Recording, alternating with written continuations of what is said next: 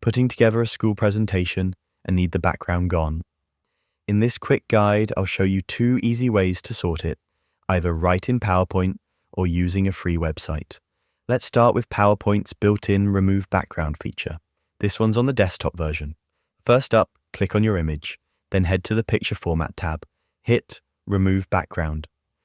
PowerPoint will try to figure out what to keep and fade out the rest. If it's not spot on, don't worry. Use Mark Areas to keep or Mark Areas to remove. Just draw over the bits you want in or out. Once you're happy with it, click Keep Changes. Now, if you're using PowerPoint online or your version doesn't have that feature, no worries. Just hop over to removebg.com, click Upload Image, and pick your photo. Give it a sec. And just like that, background's removed. Download the new pic and head back to PowerPoint. Drop it into your slide like normal, and you're sorted. That's all there is to it.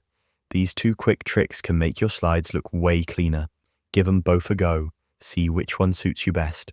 And don't forget to like, subscribe, and check out my other PowerPoint tutorials so you can ace your final project.